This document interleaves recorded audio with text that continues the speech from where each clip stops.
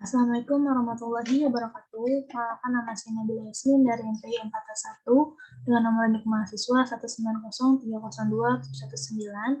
Baik, di sini saya akan melakukan uji ANOVA dan uji regresi, yang mana uji regresinya sendiri terdapat dua bagian, yaitu uji regresi linear sederhana dan uji regresi linear berganda. Baik, di sini juga sudah ada datanya. Di sini ada tingkat ketertarikan terhadap produk sabun muka skala 1 sampai 0. Lalu di sini juga ada 3 produk A, produk B, dan produk C. Di sini juga dari 90 responden dibagi menjadi 3 bagian. Dari masing-masing bagiannya terdapat 30 responden. Yang pertama, di sini kita akan melakukan uji ANOVA terlebih dahulu. Lalu kita buka aplikasi SPSS-nya. Di sini saya sudah salin datanya ke aplikasi SPSS.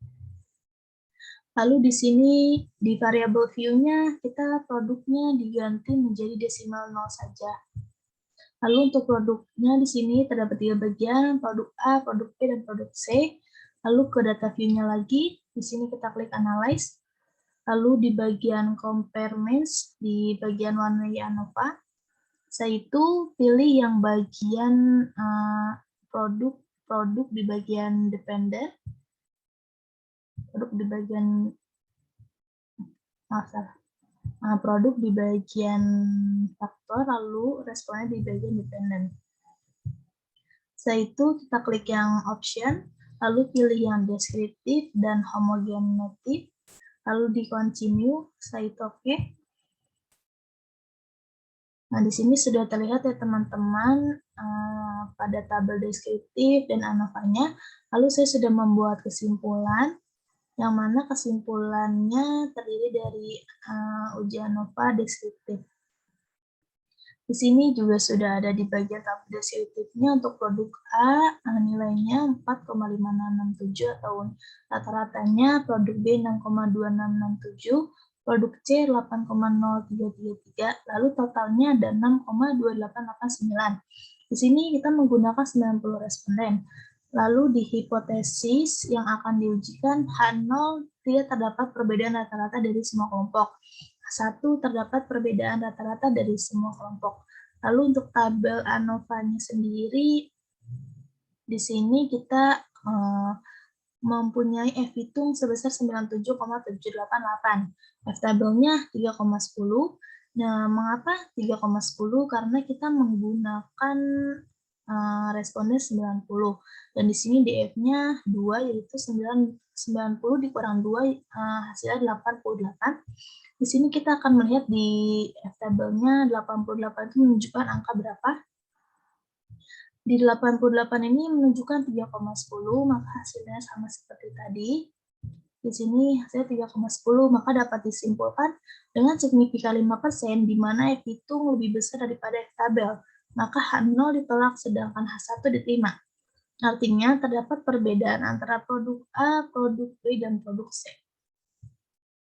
Baik, selanjutnya kita akan mencari uji regresi. Di sini kita lihat terlebih dahulu uji regresi linear sederhana. Di sini uji regresi linear sederhana ini mempunyai satu variabel saja, yang mana di bagian variabel X-nya ini speed dan variabel Y-nya distance. Lalu kita klik SPSS-nya terlebih dahulu. Di sini sudah saya pindahkan juga data-datanya, lalu kita ke analyze.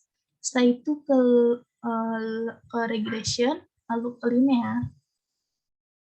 Setelah itu kita masukkan bagian speed-nya ke independent, lalu bagian distance-nya ke dependent. Setelah itu kita klik statistik, lalu di confidence interval, lalu continue. Setelah itu oke. Lalu di sini juga sudah ada tabelnya untuk bagian regresi sederhana. Di sini juga saya sudah membuat kesimpulannya. Untuk uji regresinya sendiri di sini ada penyusunan linear sederhana. Y sama dengan A plus BX, Y sama dengan min 17,631 plus 3,934X. yang mana regresi dapat membantu kita dalam melihat progresnya.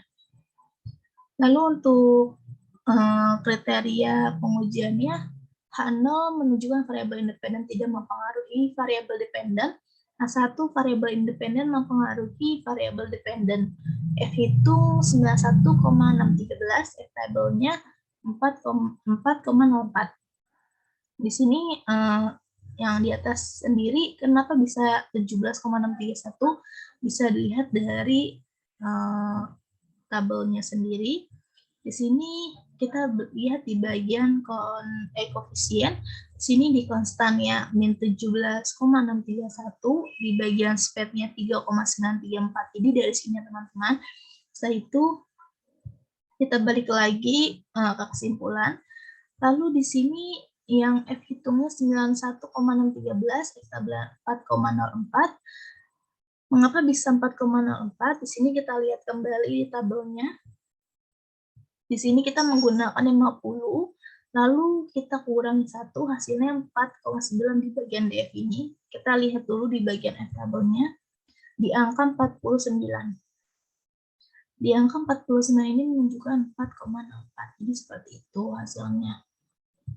Lalu dapat disimpulkan dengan signifikan 5%, di mana F hitung lebih besar daripada F tabel, maka H0 ditolak, H1 diterima. Artinya terdapat pengaruh signifikan terhadap variabel X speed dengan variabel Y distance. Selanjutnya, uji koefisien determinasi. Seberapa banyak X menyumbang terhadap Y. Nah, di sini juga dapat dilihat dari R square-nya. Di sini menunjukkan 0,052 sama dengan 65,2%. Artinya, variabel X atau speed menyumbang 65,2% terhadap Y atau distance, dan sedangkan sisanya dipengaruhi faktor-faktor lain. Bisa dilihat teman-teman di bagian tabelnya juga nih, jadi seperti ini, 652 R square-nya ya. Lalu kita di sini akan mencari regresi linear berganda. Nah, di sini juga ada regresi linear berganda itu yang mana dilakukan memiliki satu variabel dependen dan mempunyai lebih dari satu variabel independen. Di sini sudah ada variabel X1, X2, X3 yang menunjukkan X1 YouTube, X2 Facebook, X3 Neopaper, dan Y ini sales. Lalu di sini saya sudah pindahkan ke SPSS-nya juga. Di sini kita klik analyze seperti awal tadi, lalu kita pilih yang regression, lalu ke linear. Setelah itu di sini kita pindahkan dulu bagian sales, salesnya di dependent. Lalu di sini YouTube, ke independent, Facebook independent, dan newspaper ke independent. Lalu kita statistik, lalu kita pilih confidence interval, continue, dan oke. Nah, teman-teman di sini sudah terlihat tabelnya yang mana menunjukkan koefisien YouTube, Facebook, dan newspaper. Di sini saya juga sudah mempunyai kesimpulan. Di sini saya sudah mempunyai kesimpulan untuk penyusunan linear berganda Y sama dengan BO plus B. Yang B1, X1 plus yang lain-lainnya. Y sama dengan 17,567 plus 0,007. X1 plus 0,015. X2 plus 0,003 X3. Lalu di sini sudah ada tabel koefisiennya yang mana menunjukkan YouTube 0,007, Facebook 0,015, newspaper 0,003. Lalu di sini ada pengujian keseluruhannya di bagian ANOVA-nya. Di sini juga sudah terlihat tabelnya, teman-teman. Saya itu di F hitungnya di sini menunjukkan 0,647 dan signifikannya 0,586. Kesimpulan secara keseluruhan yaitu F hitung lebih besar dari signifikan, maka dapat diartikan bahwa YouTube, Facebook, dan newspaper berpengaruh secara signifikan terhadap sales. Lalu untuk pengujian satu persatu tabel koefisiennya, di sini YouTube berpengaruh, kita lihat dulu ke atas terlebih dahulu. Di sini mengapa bisa dikatakan berpengaruh? Karena dari YouTube-nya sendiri nilai T lebih besar daripada nilai SIG. Untuk Facebooknya sendiri, nilai SIK lebih besar daripada nilai T, yaitu bisa dikatakan tidak berpengaruh. Dan selanjutnya juga sama newspaper, dikatakan tidak berpengaruh karena nilai SIK-nya lebih besar dibanding nilai T-nya. Jadi seperti itu untuk pengujian satu persatunya. Lalu untuk uji koefisien determinasinya, di sini sudah ada tabel modal summary atau R-square-nya. Di sini menunjukkan 0,010. Lalu di sini juga sudah bisa dilihat nilai R-square-nya 0,10 sama dengan 10%. Artinya yang mana YouTube, Facebook, dan newspaper hanya menyumbang 10% terhadap sales dan 90% sisanya dipengaruhi faktor-faktor lain.